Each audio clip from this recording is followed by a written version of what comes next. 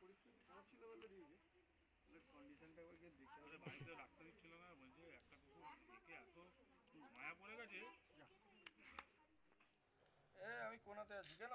ওই জন্য এই অবস্থা। কেন? তুই ধর না, এক্ষুনি লাগবে, 5 মিনিট লাগবে, আমি বার করে দিই। কিন্তু বাড়াবাড়ি হয়ে গেলে সেটা তো আর পারাই যাবে না।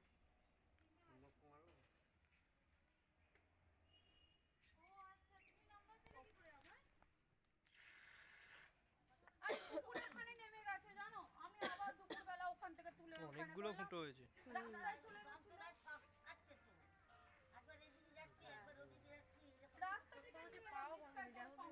ওই জন্যই হচ্ছে,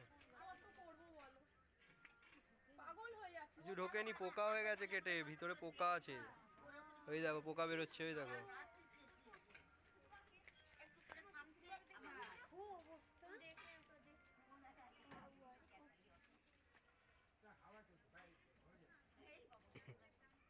ওই জন্য হাঁটতে পারছে না আর, ওর পোকা হয়ে গেছে, পোকা ভিতরে পোকা হয়েছে, ওই জন্য হাঁটতে পারছে না।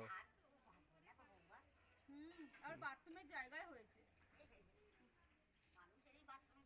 ওই জন্য রক্ত বের হচ্ছে ওইখানটা দিয়ে। আমি বলতে পারে না তো।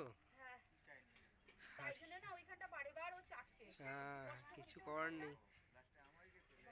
এরকম ফুটো বা এ থাকলে আপনি দেখবেন ওগুলোর মানে ফুটো হয়ে গেছে, মানে পোকা হয়ে গেছে। ঠিক আছে,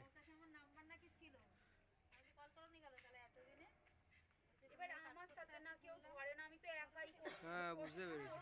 সেটাই ধরতে গিয়ে হ্যাক করে কালকে দিল এমনি হয়ে যাচ্ছে। কেউ যদি সাথ দেয় হয়, একা কত। ওই যে বললাম মানুষ সবাই শিক্ষিত না। হ্যাঁ, রিড দেবে দাদা? না, রিড দিলে মরে যাবে। ও, এটা তো আবার ইয়ে যাবে।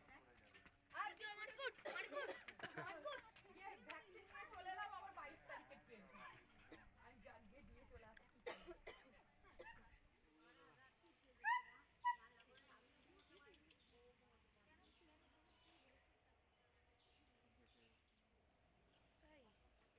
ওকে নিয়ে আসুন। এ সিম্বা, আবার তুই ওখানে কি কাছিস? লুকিয়ে লুকিয়ে ওই ভূতের কাম ওকে মেরেছে, কাঁপতে কাঁপতে না ওই এখানে চলে এসেছে।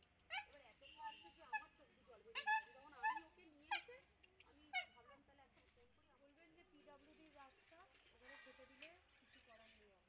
আমি সরকার বলেছে, তাহলে যান সরকারের সাথে কথা বলে। ব্যাস ব্যাস ব্যাস, ঠিক আছে ঠিক আছে ঠিক আছে।